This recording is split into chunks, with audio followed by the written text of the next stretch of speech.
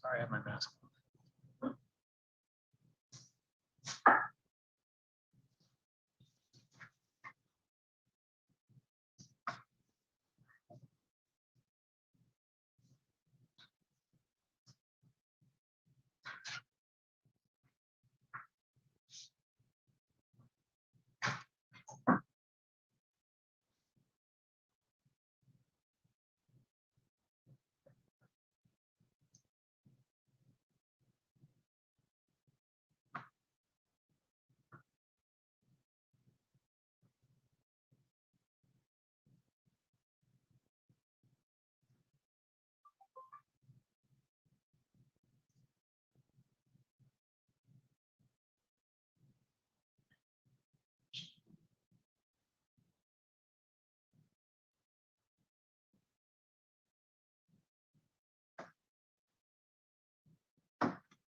Hey, Coach.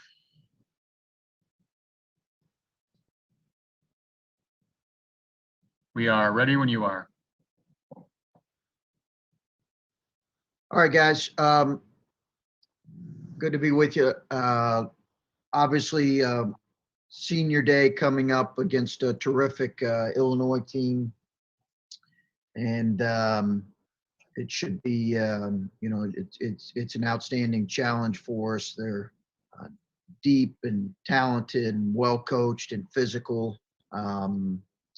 Just take a moment to talk about our two seniors here, Kyle Young and CJ Walker. Those are two guys that represent everything about this program that we want our guys to represent.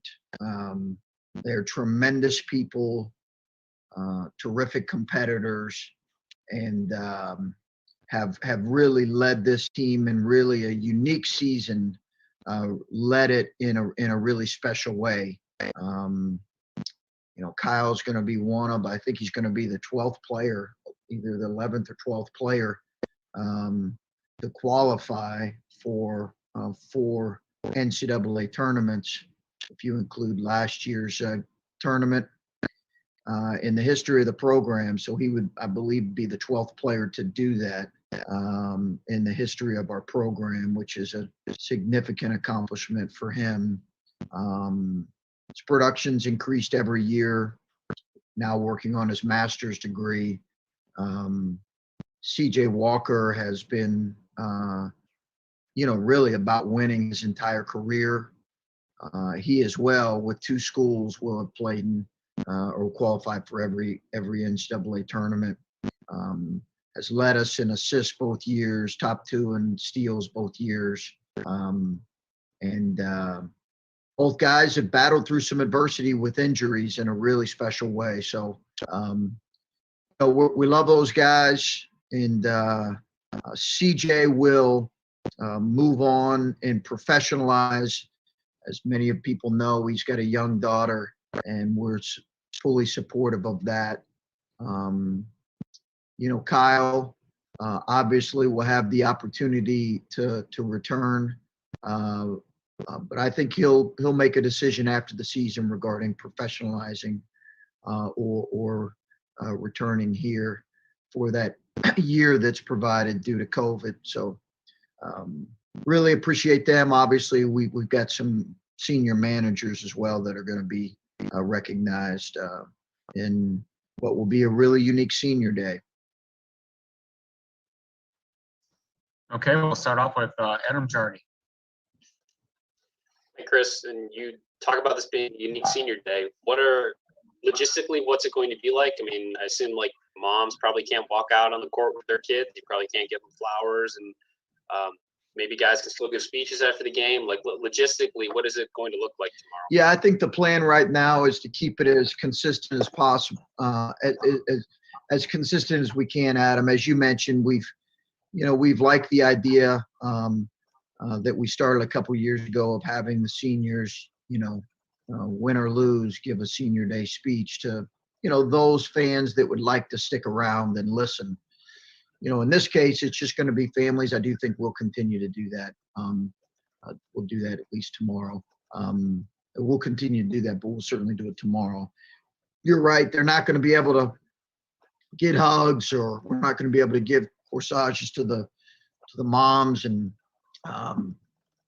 flowers, and we're not going to be just not going to be able to do that, unfortunately. But hopefully, we'll be able to do that in the future. But for it'll remain as much as the same as possible. We obviously got a terrific team that we're playing, another top 5 team here in this last week and a half of the season. So our focus before the game will be on, trying to stay ready for that. What in this last week here, what has been the primary challenge in practice? What have you been trying with a little bit of time to work with guys in between games? What is this last week? We've just tried to give them some rest, because we've needed that. Tried to get some guys a little more rest without, getting rusty or taking a step back in any way. So I think that's been the challenge. Obviously, we've needed to improve in some areas. We need to play better in some areas. So we've tried to focus on that. But we just tried to focus on us as much as possible. And part of that is, you're somewhat limited right now with the number of guys that can't consistently practice. But that's part of this week here. This has been the only bye week we've had. And it's unique that it falls in the last week of the season. But it's good to have a couple guys that can take some time off. Okay, we'll go with Brendan Gulick. Hey, Chris, why don't we start maybe on the Illinois side? I'm just curious what you've seen from them lately as you've really deep, talented, physical, really tough, play exceptionally hard. We knew coming into the season that they were going to be a team that has they're a legit national title contender. And I think everybody kind of anticipated that in the season with Io and Kofi returning, and then really good players around them. So guys have really stepped up in Io's absence, but big, physical, play really hard, a well-coached team. At the beginning of the season, and I'm knocking on wood here for you, I know it's a superstitious thing, but at the beginning of the season, you had mentioned to us that you would be surprised if the entire 26-game schedule got played, just given the daunting challenge in front of you. So you could make a comment here on how it's been a successful season, not just in the fact that you've already won 18 games and you've obviously been one of the best teams in the country, but the fact that your team stayed healthy and followed certain protocols and you played a full schedule. Yeah, no question, Brendan. I think that has been that's definitely a part of a successful season. And I did not think we would be playing 25 out of 26. I thought we would have more interruptions, and let's hope and pray that we don't have interruptions heading into this closing stretch. But Brendan, it has been a really a credit to our guys, and I think I forget sometimes we're talking about as a staff that it is for every college player, it can be a challenge because of, again, the isolation, because the things that they enjoy doing in college, they have not been able to necessarily do or see their family. So I just think our group deserves a lot of credit for that, as do any team right now that's went through a season that's had very few, if any, interruptions. Some of that is probably good fortune, a little bit of luck, but there's also an element of guys really taking care of business. Okay, Patrick Murphy. Chris, I don't want to single one guy out that you've had play for you or anything, but Kyle was a guy who was committed to you at Butler, made the move here after your staff did, and obviously has accomplished a lot as a player. Just what has he meant for you, getting to know him as a high school player and through everything he's gone through? Well, he's meant so much for our program. I can't overstate how meaningful he as a person and as a player, what he's meant to our program. And I hope I hope his time's not finished, but I'll support him either way. I will definitely support him either way. He just has been a phenomenal competitor. He's dealt with some really challenging things with some injuries that I think we've managed a little bit better this year outside of, his concussion that was obviously outside of our control. But some really challenging things with some injuries that are there outside. Everything you think about and you talk about it in terms of, playing for the team on the front of your jersey and really embracing this opportunity to play at Ohio State.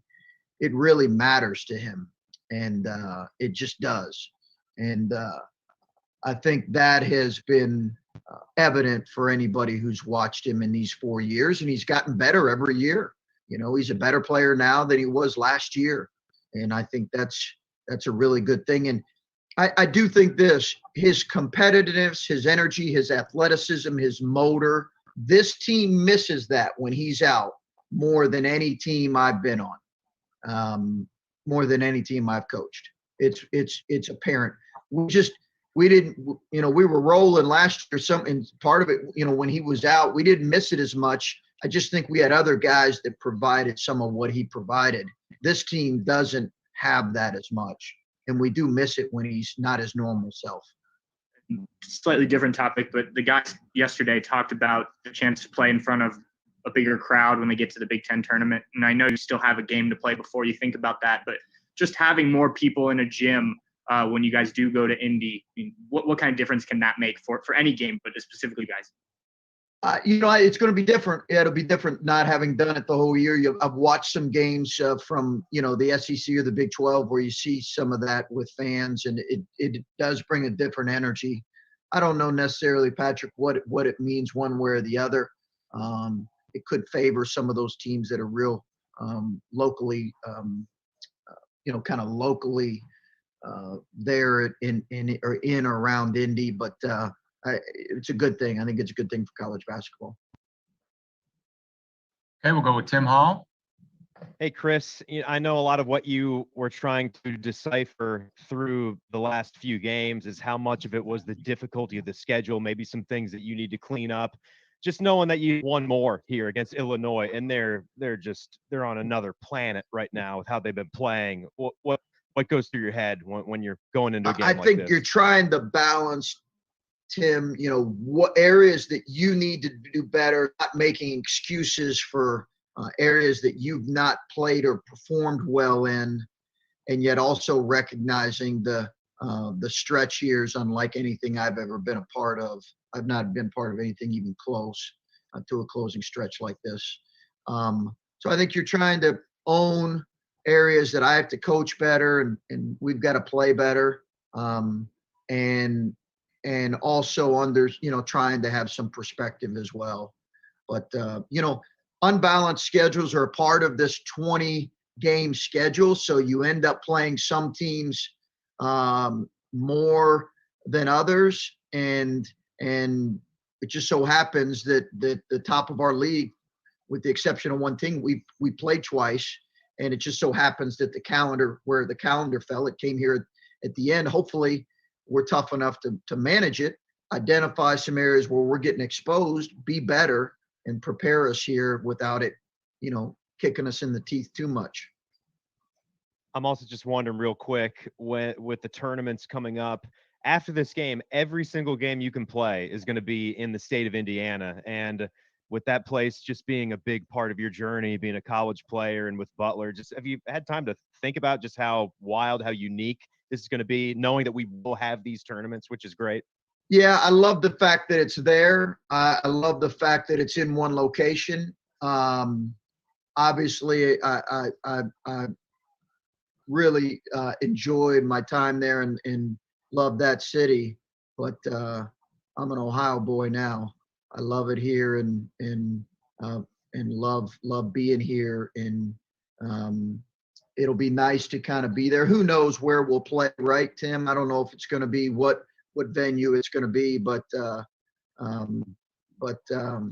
it's good that it's in one place, and a place that I think like this state, appreciates good basketball. And obviously that's a state that does that.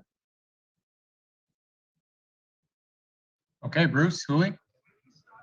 Chris, it's been a while since you played them, so I wonder how much, when you beat a team, how much do you expect them to take away what you did the first time that worked, or because it worked, you hesitant to go away from it? Yeah. It's adjustments after you won it at their place.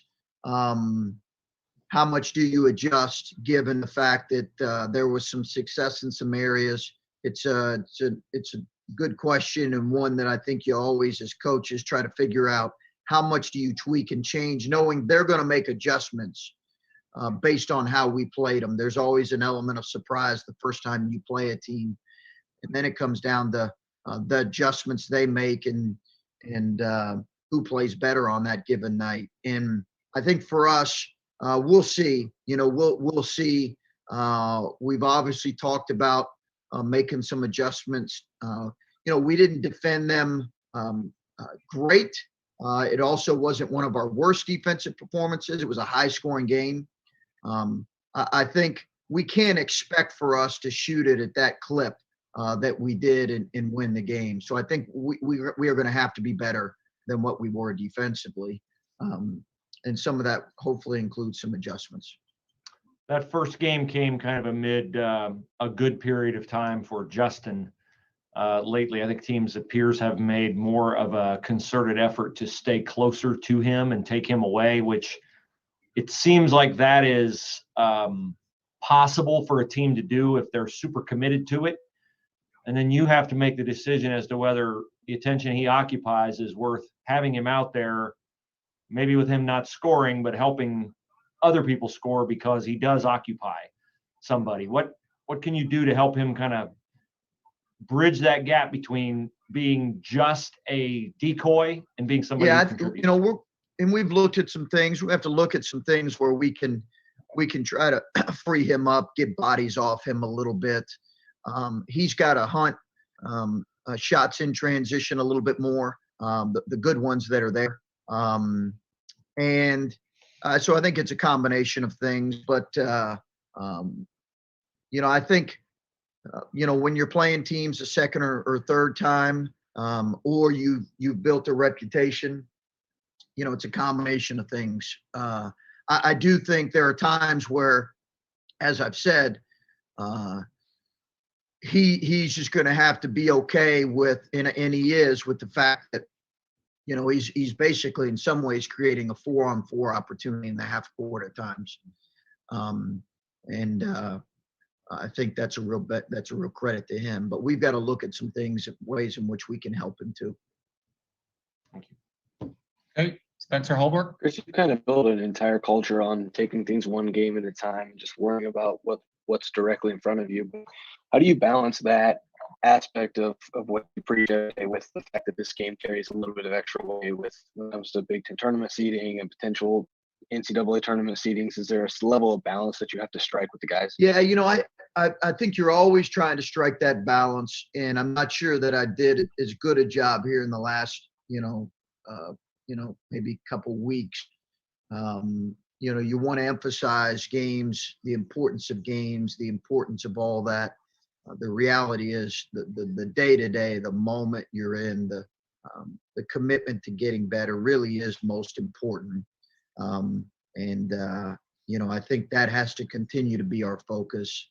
Our guys aren't, they're not unaware. They understand everything, and they understand it's senior day and all that goes in that. And we know we're going to get a tremendous performance from Illinois. Not only the fact that they're playing well, but having been having beat them. We're one of a few teams that have beat them. So we're going to get a tremendous performance from them. We're going to have to play, I believe, as well as we played all year. I think our guys are aware of that. But our focus really this week has been trying to get better. And then I know you absolutely hate these kind of questions, but you were named one of the finalists for the Coach of the Year. Do you have any sort of comment on that? Looks like they did their voting before last week. Thanks. Okay, next up, Colin. Chris, how would you define sort of where your confidence or concern level is just in specifically the offense when you're coming off last game? Say that again, Colin. I'm sorry. How would you define where your confidence or concern level is with where you are as an offensive team right now at the end of the season? I think when, we're not probably as normally to be expected. We're not quite as confident maybe as what we've been. We've got to do a good job as coaches to get back in a rhythm and to help them see their opportunities and play with. I thought we were in the Iowa game, we were too careless, too sloppy offensively, and the ball didn't move quite as well. And then we missed some open shots too. But and you got to give Iowa credit too for that. But I think the Michigan State game, it was just hard to get much of anything going offensively. So I'm interested to see how we respond. Then just looking specifically at Kofi, that I think after the first game you had mentioned just the need for him to see bodies and see arms and have guys flying at him. What are the keys to limiting him when he's getting a second shot at you guys? Yeah, he's so good at catching deep and catching and pivoting without the use of a dribble. And he's so big that if you play behind him, he can turn and score. If you're from, he can throw over the top. And they are really disciplined in getting him the ball. He is a physical. He's as much of a physical, kind of specimen that I've in terms of his physicality, his body composition. In terms of it looks like it's all muscle. He's as physical as anybody I've ever coached against. And he also plays in a physical way. So I think you just have to be ready for the kind of battle that's going to be night in, night out. Thanks.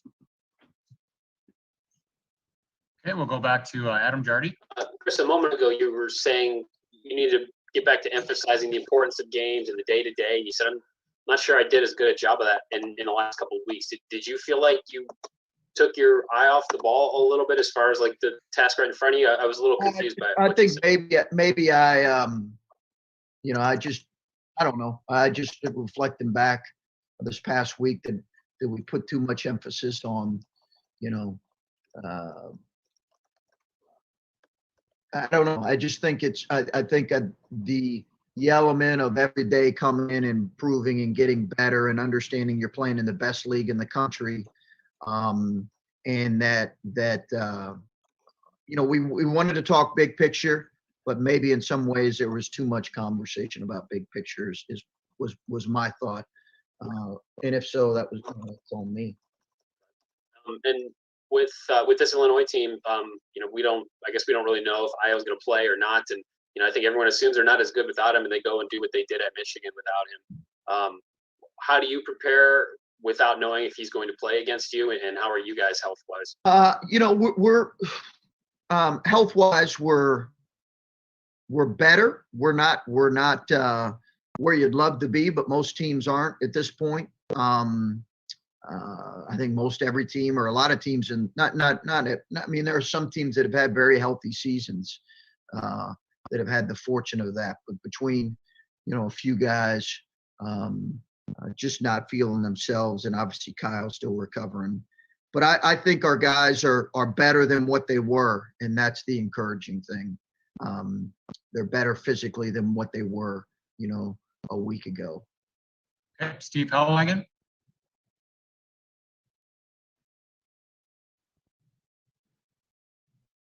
Steve? Some pretty automatic first team picks, maybe 3 or 4 of them. Where does your guy EJ Liddell fit into that? Looks like he'd be in that 5, 6, 7 category if we were ranking guys in this league. What's your stump speech that say he deserves to be in the top 5 first team pick this year? I believe he's a first team all league performer, and I believe he's earned that. I really do. And I believe Dwayne has earned, serious consideration. Obviously, we'd like to finish well and give ourselves a chance.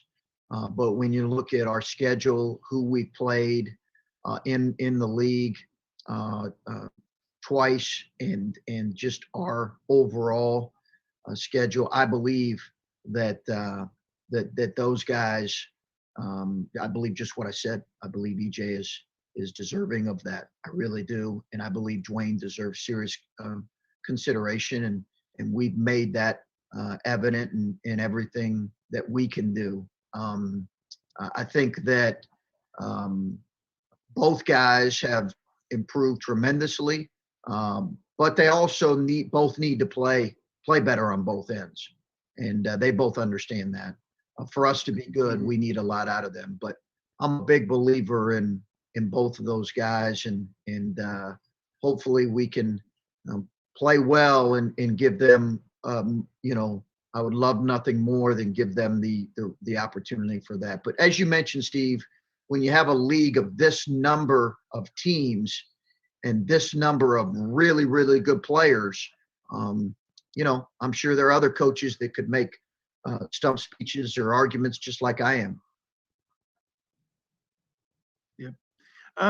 Curious, the Big Ten tournament moving to Indiana, is this going to be a situation where the Big Ten teams that are playing in the NCAA tournament go for the Big Ten tournament and stay there for the duration?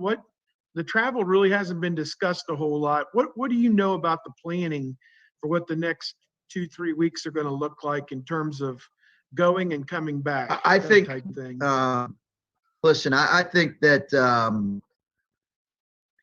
that's been the recommendation, Steve, is that those teams that are NCAA tournament teams, and what do we have, 9 out of 14 or something right now in the Yeah. league? So those teams would just stay there. I don't want to say right now that I'm firmly committed if you lose early and we're a 3-hour drive that we're definitely going to stay there. But I think that's been the recommendation from the Big Ten. I think we'll evaluate on a day-to-day. Okay, we'll go to Stephen Means. Coach, just given what you're talking about, the amount of Big Ten teams who are probably tournament bound at this point, and how your guys' schedule has worked out, and especially these last couple of weeks here, do you guys kind of feel like you've already been playing NCAA tournament, Big Ten tournament level basketball? I said just the level of these game competitions. I hope so, Stephen. I hope so. I really hope that helps you as you get into this thing. And we all know that, I think, like every round, the first round's a challenge, the second round's a challenge. When we go to the Big Ten tournament, our first game's going to be a heck of a battle. Like there's, so I think knowing that you come from a league where every game is you get into the thing and such a challenge, hopefully it does prepare us for what's coming next.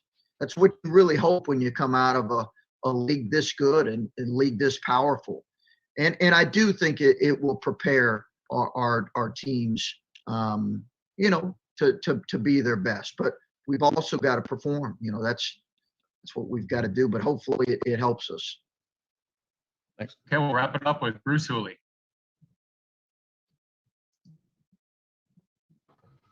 Chris, you've talked about roster composition, and that I would think is going to be more challenging this upcoming offseason with guys like CJ, Kyle, who can come back, and that's everywhere. It's going to have people who can come back.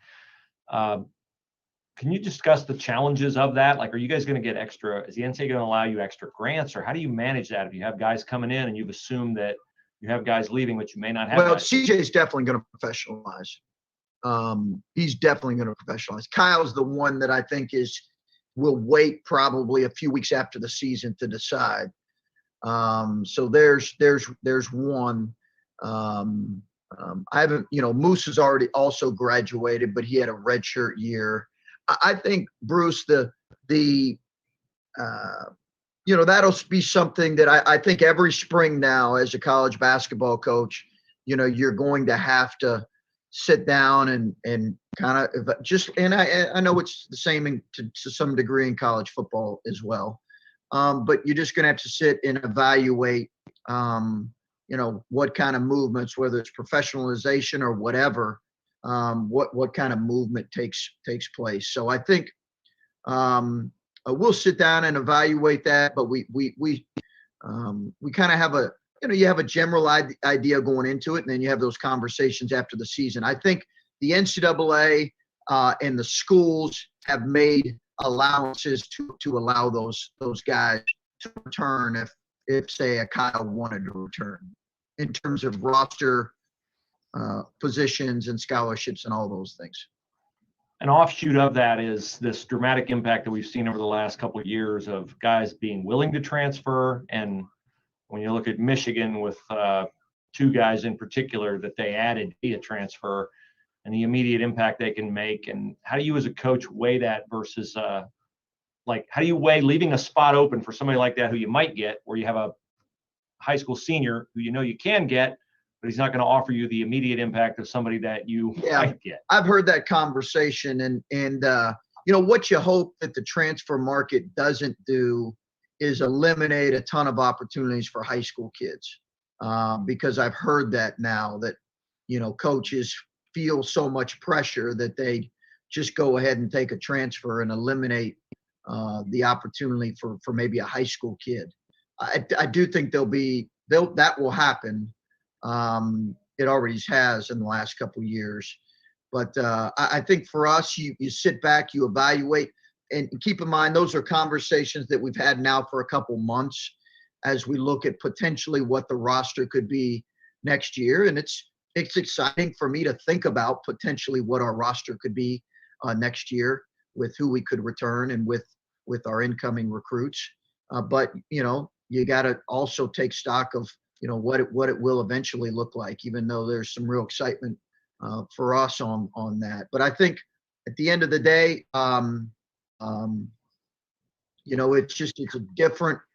it's different than it was 10 years ago, and that's such a huge part of our job is constantly taking stock of that and seeing what are the needs going to be for teams right now. Are you reasonably certain, 100% certain, close to 100% that Seth wants to come back for another year? I'm pretty certain on that. As long as he's healthy, I feel very confident in that. Okay, thanks, Coach. Appreciate it. Okay, thank you guys.